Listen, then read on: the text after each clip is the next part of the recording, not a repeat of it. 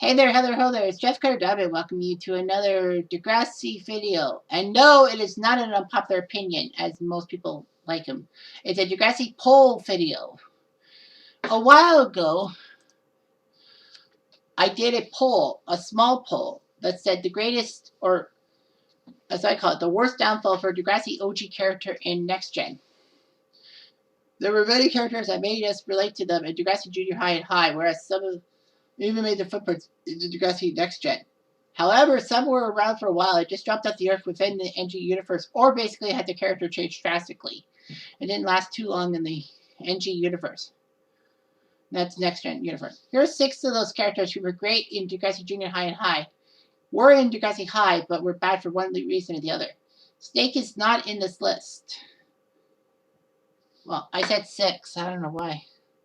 Well, 6 including the other. So 6 characters. Snake is not in this list, as he seems to be the only one who got pushed in the right direction. So I got some votes. I got 198 votes, and almost half of them were for one person. I must add. One person did say Snake when he cheated out of nowhere on Hatsalakos. So I only got. So we got number 5. Okay, so here we go. Number 5 with 15 votes, going from lowest to highest, is Spike. Now, a lot of people scolded me in the Reddit community about her downfall, but it's just, how I feel about Spike, that she was a prominent member for like the first like 5 seasons, and then little by little her appearances just dwindled, and she rubbed people the wrong way. She rubbed me the wrong way in season 7 after Snake refuses to go back to school, and Emma's trying to help Snake deal with coming back to school after Darcy's accusations were investigated, and Darcy confessed to everything, and Snake was free to go back. When Spike was angry that Emma was getting involved, don't let Emma have control, because the last time I checked, she had an eating disorder. And it's like, what the fuck? I just wish that Emma had blasted Spike into prominence. But the fact of the matter is that she didn't. And then Spike left with Jack, leaving Emma and Snake to deal with the problems and all that. But Emma says someone has to help Snake out. And I think in a matter of speaking, I felt that way because Spike, it's like, Spike was, Emma's trying to be the adult and Spike wasn't. What the fuck? A lot of people, like Pitiful Kaleidoscope, said that Spike didn't have a downfall in the Next Gen. Any problem with Spike roots for the fact they wrote the character with the sole purpose of making her pregnant. They didn't write Joey to tackle dysgraphia. They didn't write Caitlin to tackle epilepsy. They didn't even write Willis to tackle the loss of one parent. The writers trapped themselves by making Spike pregnant. And then when Next Gen, I guess because, like in Degrassi Jr., by the time Next Gen came out, Spike was a victim of the adults take a backseat mandate. I mean, she had great moments in Next Gen. And she gave advice to Manny about Manny's pregnancy and all that. She was doing well for herself. Though I think that her behavior in Another Brick in the Wall, that's the episode I'm referencing, it's understandable. It was pent up stress over the past 5 years of crap. So, yeah, in a way, they're right. And, I agree, but, Spike was prominent. I mean, from having to deal with Emma's issues, like, Emma trying to find her father, Emma being catfished, Emma not so sure about Spike and Snake getting married, to eating disorders, abortion situations. Yeah. She had to put up with a precocious Emma in that era. Okay, so number 4 with 18 votes was Joey. Now, the reason why I think Joey went downhill was because he was the main guy in Junior High and High, but when he became part of the Next Gen thing, it seemed like he was kind of a loser. I mean, he was losing his hair. He was part of he owned a used car lot. He made strange commercials and all that. And, he just seemed to be downhill. Well, we find out that it was a year since his wife passed away, named Julia. And the fact is that Joey wasn't sure about coming back on the dating scene. However, a lot of people convince him he should. So that's what he does. And then all of a sudden, Caitlin pops up into his life. And, joining Caitlin seemed like a good thing, but then they had their issues in Next Gen, kind of like Degrassi Junior High and High. Joey's with Sydney. Joey has to deal with Craig. He thinks that Craig's a stalker, but then he learns from Emma and Sean that Craig's dad's the problem, and he hangs around Joey because Joey was married to Julia, who was Craig's mom, who had left Albert, aka Craig's dad, and all that. And it's possible that Craig's dad uses Craig as a punching bag for his frustrations over losing Julia. So, of course, Joey has Craig live with him for a while, and Craig seemed to be a little bit not too happy with Joey. I don't know why. The vibe is off. So then, Joey and Caitlin were supposed to be a thing and all that. Joey and Cindy, and the fact is that, he couldn't make it work for some reason. I mean, his poor daughter has to deal with Joey and things and like that. I feel bad for Angie. And of course, the whole Joey and Caitlin thing, I'll get to that when I talk about Caitlin, who's on this list. I'm not telling you which position she's in. All right, so number 3 on the list is Wheels with 30 votes. Now, I know that technically he was only in a few episodes in Next Gen, but I mean, after Degrassi High, he fell off the rails. It all started with this whole School's Out movie that CBC decided to do, which made it a little more edgier than most people think. I mean, it's so edgy that the F word was said on TV twice, which rarely happened in Canadian TV. So regardless of that, Wheels was portrayed on on Degrassi Junior High and High as this kid who lost his parents, who we soon found out were his adoptive parents, in a drunk driving accident when Wheels was actually sneaking around with Joey. And then Wheels lives with his grandparents. Thankfully, he doesn't have to leave Degrassi. Wheels feels upset. He actually beats up Joey, saying that it's your fault why my parents are dead. I should have went to the movies with them. And Joey said, well, it was a one-off, and besides, Wheels could have died too, and then Joey would have felt pissed off at himself. Unfortunately, Wheels' attitudes towards things went downhill fast. He took advantage of his grandparents. He barely passed into high school. I think it was because of guilt, the fact that, he was dealing with the death of his parents, adopted parents. But Wheels went downhill. Like, he was taking advantage of people. He was kicked out. He was sleeping with at Joey's place. He stole some stuff from Joey. And then Snake forces him on the porch. Wheels didn't take a lot of responsibility for himself, which kind of pisses me off in a sense. I mean, tragedy can do that, but, you got to accept the help when you need it. So that's what happened. And, of course, Raditz my ass. Then, of course, Wheels just went downhill. And in School's Out, Snake points out the irony is that, Wheels never wanted to drink beer because of the fact that his adoptive parents died in a car crash with a drunk driver. And Wheels is drinking himself silly. He's fixing up cars. He's going to move to Calgary to be with with his girlfriend Karen, and everything's going to be A-okay. Unfortunately, Wheels gets drunk, and then Lucy asks him to get some chips for the thing at the cottage. Unfortunately, Wheels ends up crashing into another person's car, killing a 2-year-old, and causing criminal negligence. He's in prison. He begs Joey to try to fix the problem, but it doesn't happen. Wheels is still in jail, and we don't know what happens to Wheels afterwards. And then he pops up in the Next Gen episode, with the reunion, in a scene that the Americans didn't see first run, but Canada did. Wheels came in to apologize to Lucy about the accident that left Lucy blind in one eye for a while, and Lucy having some kind of injuries. Wheels said, I spent all this time in prison thinking about things, and I want to clean up my act and be a better person and all that. And then he walks away, and Lucy says, you know the weird thing? I believe him. So anyway, Lucy decides, well, Lucy forgives him. And then Wheels is brought in season 3 to cheer up Snake after his chemo. And Wheels tells Snake that I know what it's like to feel terrible and all that. I killed a kid. I had to serve 10 years in prison because of this. I had to pay my debt to society and all that. So, I mean, life is good and all that. You have it easy. I had to spend time in jail. At least you didn't have to go to jail. Thankfully, the Sid remedy, Joey, Snake, and Wheels sing their hit song and, cheer Snake up. So Wheels was brought in to help Snake out.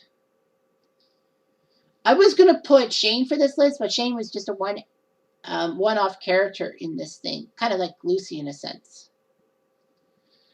I would have put Shane because they made Shane into this brain damaged person who had mental capacities, who had issues with Spike marrying Snake.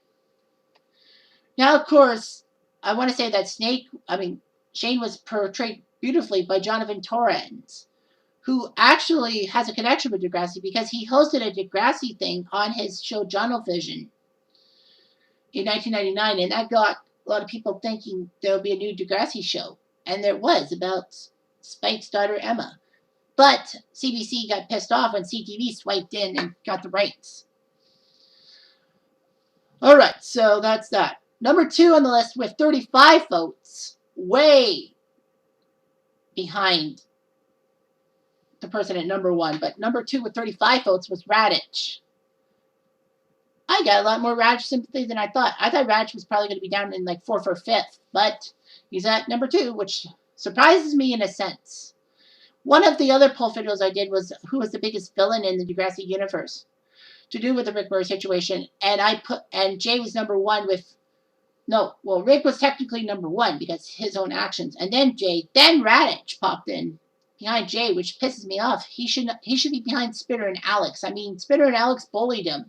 Raditch did screw Rick over, but here's the fact that if this Rick Murray situation happened in 2021, Raditch would definitely have been number 1 on every list of villains and all that. But the whole policy of the 2004. Now, Raditch was a pretty good teacher / vice principal in Degrassi.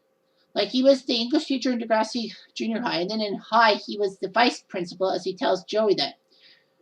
I mean, Joey didn't like Raditch, and I think they made a peace bond near the end of the show, Degrassi High's run. But anyway, yeah. I mean, Raditch was just trying to help Joey be the best guy he can be. I mean, he took pity on Joey, and Joey didn't see it that way. A lot of people don't see it that way. And Raditch was one of the key opposers to Spike being kicked out of school because of her pregnancy. He tells Lawrence that maybe she should take her exams and all that. We owe it to her on that principle. But of course, the parents basically complained, and Lawrence had to cave in a sense. Kind of like Simpson caving into that Karen, a.k.a. Audra. I mean, Audra did mellow out a little bit, but still, she's a Karen in a sense. I feel in a way that, and then Raditch was decent. He cared about students. He was a decent VP. I mean, one of his best parts in Degrassi High is after the Claude suicide and all that, who did Snake go to? He went to Raditch to check out the boys' bathroom.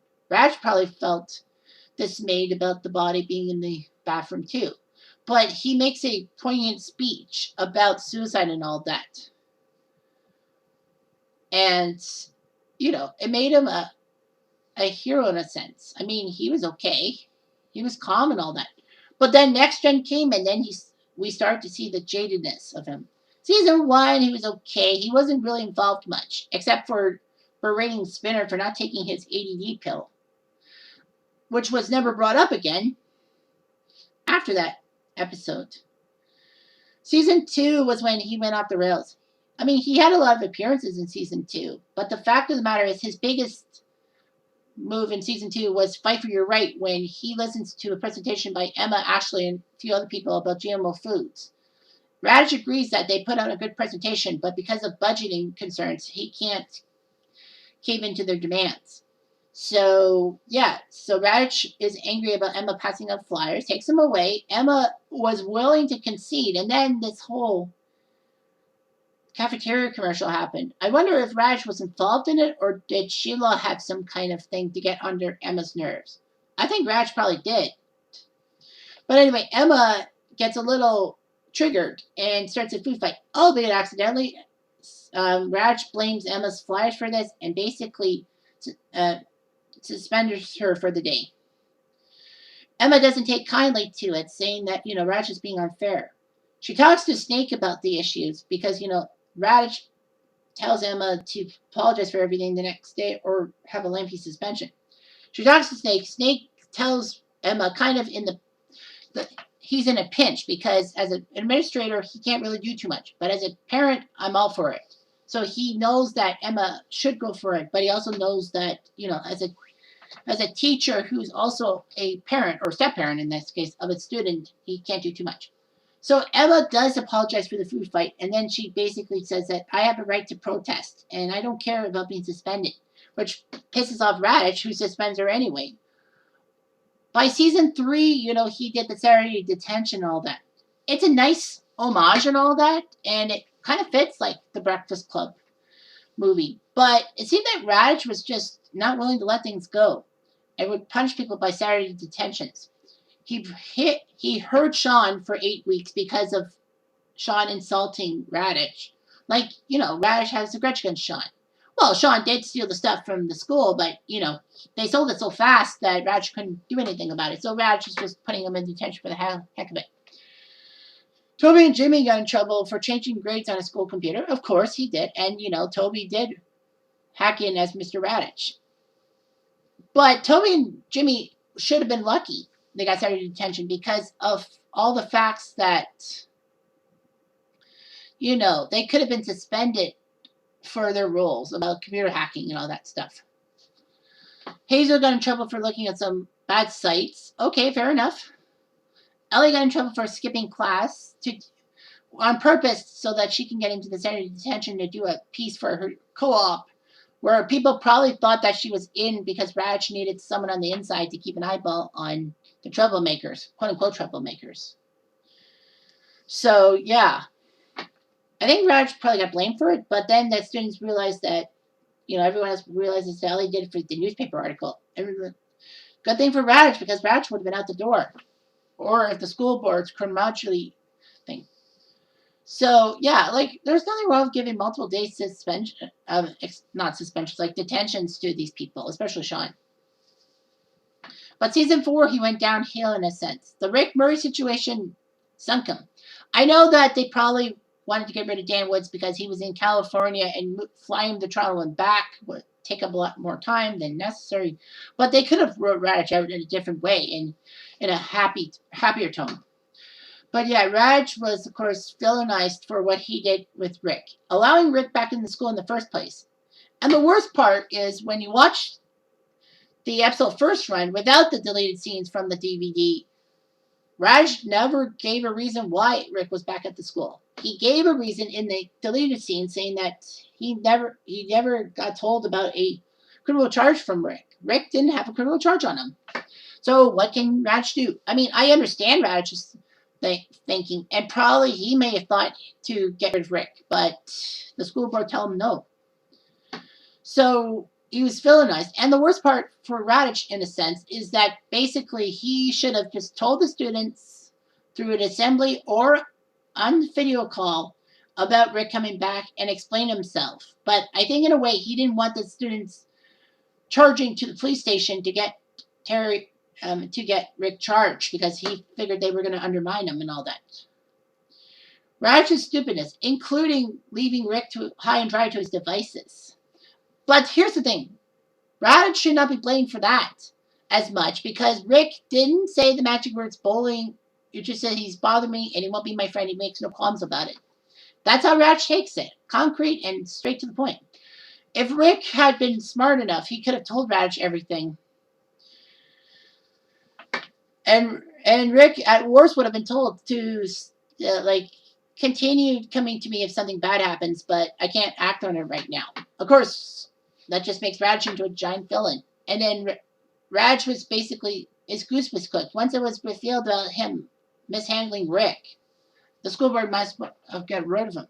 I think the school board did get rid of Radich, but they reassigned him. They could have fired him, but they were actually afraid that Raj was going to tell everyone that the school board told him not to do anything to Rick, and the school board would have had to be doing it. I mean, the school board could have paid Radich a settlement. Should have paid Radich a settlement to keep his mouth shut, but I think Radich would not have taken it. All right, and number one, by far, with 94 votes, is Caitlin.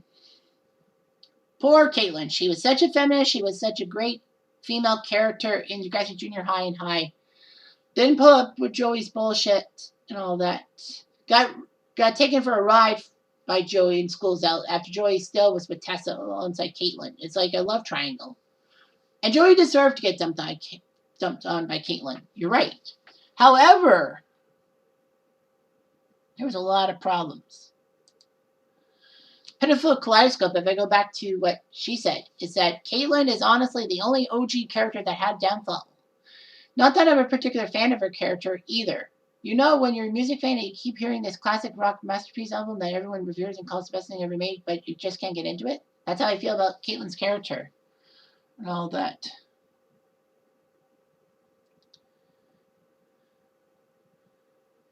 A lot of people said Caitlin was done so dirty because the writers couldn't write her.